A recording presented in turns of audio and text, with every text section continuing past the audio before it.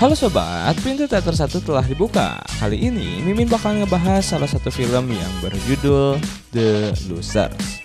Film ini bercerita tentang sekelompok pasukan khusus yang awalnya tengah diberikan misi oleh CIA untuk menghancurkan sarang mafia narkoboy. Namun ketika hendak bertindak, mereka ternyata dijebak dan bos mereka hanya ingin membunuh mereka. Kelompok itu pun lantas berniat untuk membalaskan dendam mereka pada bosnya. Penasaran bagaimana kelanjutan ceritanya? Oke, tanpa menunggu banyak lama, mari kita mulai intronya.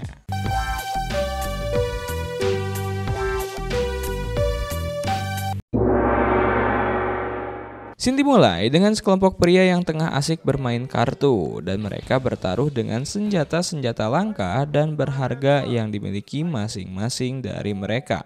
Keempat individu ini adalah Rogyu, seorang ahli strategi, Puch yang terampil dalam transportasi dan persenjataan berat, Cougar seorang ahli senjata jarak jauh, dan Jensen seorang pakar dalam teknologi dan komunikasi. Saat mereka sedang dalam permainan, tiba-tiba datang seorang pria kelima, yakni Kolonel Clay, yang merupakan pemimpin operasional mereka. Kelima pria ini adalah anggota pasukan khusus yang mendapat perintah dari seorang pria misterius dari CIA yang bernama Max. Tugas mereka adalah pergi ke Bolivia untuk menandai lokasi penyelundupan narkoboy. Mereka juga diharuskan untuk mengamankan senjata dan pesawat tempur yang akan tiba di lokasi tersebut dalam waktu 8 menit. Namun mereka kemudian mengetahui bahwa di tempat itu ada banyak anak-anak yang telah dijadikan budak. Kolonel Clay kemudian ingin misi ini dibatalkan. Namun, Max dengan kejamnya tidak peduli dengan nyawa anak-anak dan tetap akan mengebom lokasi tersebut. Kelompok ini terpaksa harus melakukan penyusupan ke markas musuh untuk menyelamatkan anak-anak tersebut. Saat bom akan diluncurkan, hanya tinggal 4 menit lagi, Jensen dan Potts berhasil mencuri kendaraan untuk menyelamatkan anak-anak. Namun, Kolonel Clay masih harus menyelamatkan satu anak lagi yang disandra oleh pemimpin musuh mereka yang bernama Fadil. Dan waktu tinggal kurang dari 20 detik. Hanya ada satu helikopter yang tersisa dan Clay memutuskan untuk hanya membawa anak-anak dalam helikopter tersebut. Namun dalam kejutan yang mengerikan, Max memerintahkan pesawat tempur untuk menembak helikopter yang penuh dengan anak-anak. Hal ini mengungkapkan betapa kejamnya Max. Berita tragis pun menyebar bahwa 25 anak tewas dalam misi operasi tersebut. Dan akibatnya, demonstrasi marak terjadi di depan kedutaan Amerika. Kolonel Clay dan rekannya semakin yakin bahwa tindakan Max dan CIA tidak bisa dianggap sebagai kecelakaan semata. Mereka mulai menduga bahwa CIA sengaja membunuh anak-anak tersebut. Dalam rencana balas dendam yang rahasia, kelima pria yang sebelumnya dianggap tewas di dalam helikopter memutuskan untuk berpura-pura mati dan menghilang dari perhatian publik. Lantas, setelah beberapa waktu berlalu, sekarang kita melihat Kolonel Clay dan Rogyu terlibat dalam pertarungan sambung ayam. Sementara Jensen dan Cougar bekerja di pabrik pembuatan boneka dan Potts menjadi seorang montir. Mereka harus mencari uang di Bolivia untuk membuat paspor baru dan kembali ke Amerika tanpa diketahui oleh pihak CIA. Meskipun kehidupan mereka telah berubah drastis, tujuan Kolonel Clay tetap sama, yaitu mencari informasi tentang Max, orang yang berusaha membunuh mereka. Mereka tidak pernah bertemu langsung dengan Max, hanya menerima perintahnya saja. Rogyu berpendapat bahwa mencari Max adalah usaha sia-sia, mengingat mereka bukan lagi seorang tentara dan sulit untuk melawan seluruh agen CIA. Namun ketika Clay sedang mabuk, seorang wanita tiba-tiba datang dan mengajaknya untuk beradu panco di kamar. Namun ternyata wanita ini yang bernama Aisyah sebenarnya menawarkan sebuah bisnis pada Clay. Tujuannya adalah membantu Clay menemukan Max. Aisyah tahu bahwa mereka berlima masih hidup dengan cara menghitung jumlah gigi di reruntuhan helikopter. Dia bersedia membawa pasukan Clay kembali ke Amerika, asalkan Clay bersedia membantunya menemukan Max. Clay setuju, tetapi dengan perjanjian bahwa jika Aisyah berbohong, dia akan membunuhnya. Keesokan harinya, Kolonel Clay mengumpulkan pasukannya meskipun jumlah mereka tidak terlalu banyak. Jensen mencoba menggali lebih dalam tentang identitas sebenarnya Aisyah, tetapi masih banyak misteri yang mengelilinginya. Kemudian Aisyah datang dan memberikan informasi penting bahwa Max akan berada di Miami dalam 97 jam ke depan. Max akan menggunakan kendaraan lapis baja dan dikelilingi oleh setidaknya 30 penjaga bersenjata. Aisyah menawarkan akses kembali ke Amerika dan pendanaan penuh untuk misi mereka. Dengan satu syarat penting, Max harus berhasil tertangkap. Dengan pertimbangan matang, Clay dan kawan-kawan akhirnya setuju dengan rencana ini. Mereka telah mempersiapkan diri dengan baik dan sangat siap untuk menghadapi agen-agen CIA serta mengungkap kebenaran di balik Max dan tindakan kejamnya. Max tampaknya semakin terungkap sebagai karakter yang sangat kejam dan tanpa belas kasihan. Dia menggunakan kekerasan untuk memaksa orang-orang yang tidak mau menuruti perintahnya. Selain itu, Max tertarik pada senjata penghancur massal bernama Snook yang bahkan mampu menghancurkan satu pulau kecil. Rencananya adalah membeli Snook dari para insinyur di India dan menjualnya dengan harga yang sangat tinggi. Tentunya kepada siapapun yang berminat, tanpa memedulikan akibat yang mungkin terjadi. Bagi Max, yang terpenting adalah uang. Kekejaman Max semakin terlihat ketika dia dengan cepat dan tanpa ampun menembak seorang wanita yang sedang memayunginya. Hanya karena payung tersebut terbawa angin.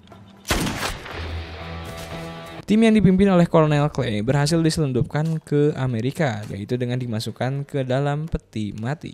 Setibanya di Amerika, mereka berpura-pura menjadi tentara yang mengalami kecelakaan dan membutuhkan bantuan medis. Ketika helikopter medis datang untuk memberikan pertolongan, tim Clay dengan cepat mengambil alih kendali dengan membius para pasukan medis dan merebut helikopternya.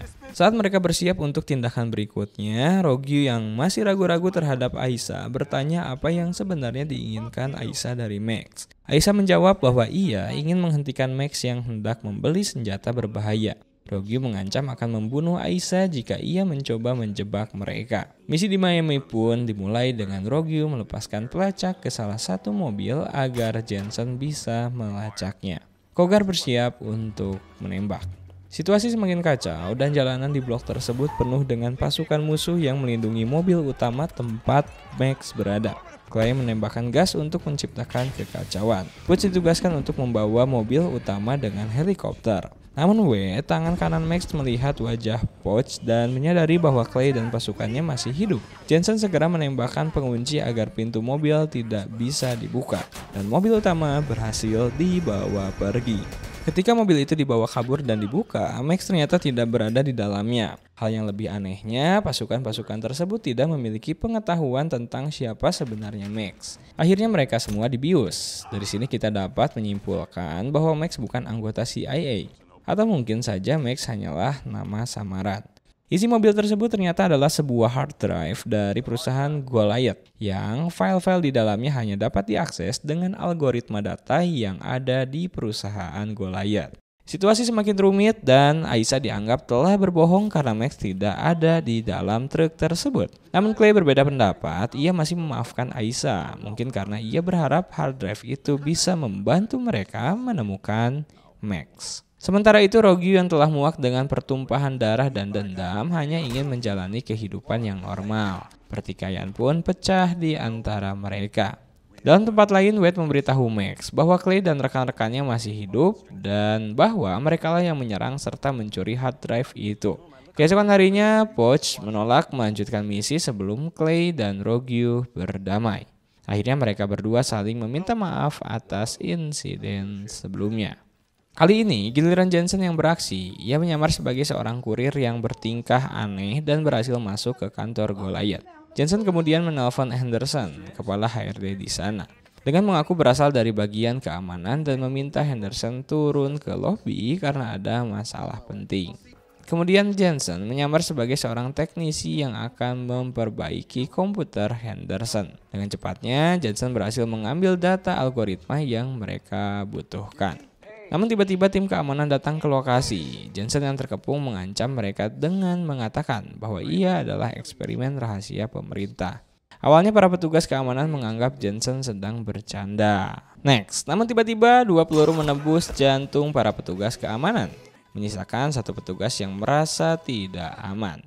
Setelah berhasil lolos dari situasi itu, Jensen segera mengunggah algoritma yang dicurinya ke dalam hard drive. Ternyata hard drive tersebut berisi uang sebesar $400 juta yang diterima Max dari penjualan senjata ke kelompok teroris internasional. Setelah penyelidikan lebih lanjut, uang tersebut terhubung dengan pelabuhan Los Angeles dan kemungkinan besar itulah lokasi markas Max.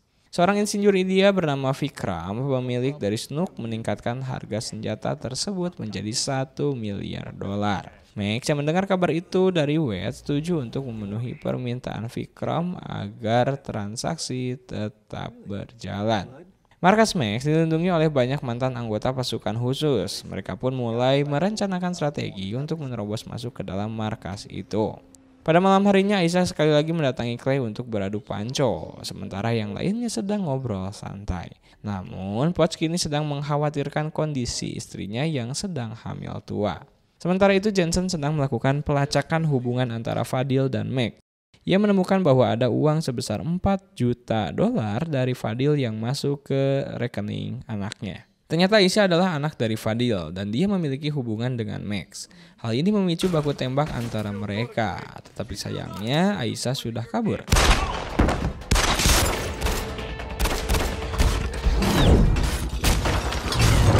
Dia ternyata adalah anak Fadil yang ingin membalaskan dendam atas kematian ayahnya dengan membunuh Max. Namun karena Jensen sudah tertembak, mereka terpaksa harus membobol apotek untuk mengobati luka tembakan di tangan Jensen.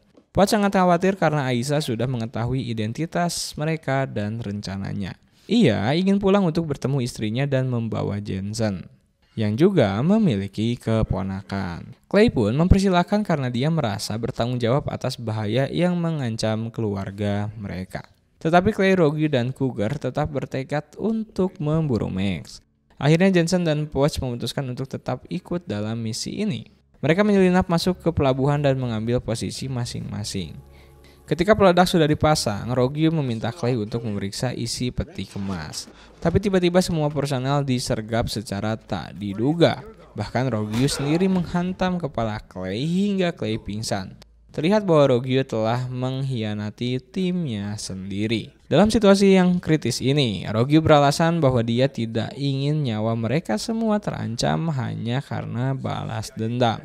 Clay pun merespon dengan sindiran dan mengucapkan kepada Rogue karena telah membantu oknum-oknum CIA dalam pembelian senjata mematikan itu. Mereka semua tertangkap dan akan dibunuh. Namun ketika seorang tentara hendak menghabisi tim Clay, tiba-tiba Aisyah datang dan meledakkan sisi lain dari pelabuhan. Sehingga mereka semua berhasil selamat dan mencari perlindungan. Aisyah datang untuk menanyakan apakah Clay telah membunuh ayahnya yaitu Fadil. Clay mengakui bahwa ia telah melakukannya karena Fadil berencana menghentikan rencana jahat Max yang akan membeli Snook. Max menghancurkan markas Fadil agar rencananya tetap berjalan lancar. Meskipun Fadil adalah seorang penjahat, Clay memberikan pilihan kepada Aisyah. Apakah ia ingin membunuh Clay atau meneruskan keinginan ayahnya untuk menghentikan Max? Tidak lama kemudian Aisyah memberikan jawabannya dengan membunuh salah satu anak buah Max, menunjukkan bahwa ia kini berpihak pada Clay. Dalam situasi yang semakin kacau, Max sekali lagi melanggar janjinya dan berencana untuk membunuh Vikram dan kawan-kawannya agar dia tidak perlu membayar Snook. Max memaksa Vikram untuk mengaktifkan Snook pada saat itu juga. Tujuan Max selama ini adalah menciptakan teror global untuk memperoleh lebih banyak kekuasaan. Namun tidak lama kemudian pasukan yang berusaha menghentikan Max datang. Clay mengejar Rogue yang sedang memasukkan uang ke dalam pesawat. Sementara yang lain mengejar White.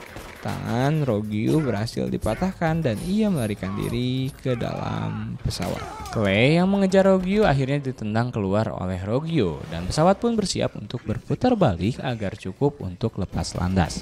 Rogue berniat melarikan diri dan mencuri uang Max, tetapi White langsung mengejarnya. Clay berada di antara pesawat Rogue dan motor White dan ia berhasil membunuh keduanya.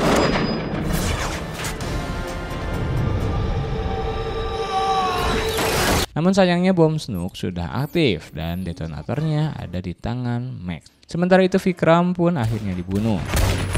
Clay tidak tinggal diam dan langsung mengejar Max yang berusaha kabur dari sana. Dalam situasi yang genting, Max mengancam akan menekan detonator tersebut. Namun Clay beruntung berhasil menembak tangan Max hingga detonator jatuh ke laut. Clay segera melompat dan berhasil mengamankan detonator itu. Sementara itu, Max berhasil kabur menggunakan sebuah bus. Tetapi Clay telah berjanji untuk terus memburunya. Mereka semua selamat dari bencana itu. Kemudian setelah berlalu, kini pada suatu malam sebuah misi terlihat sedang dijalankan.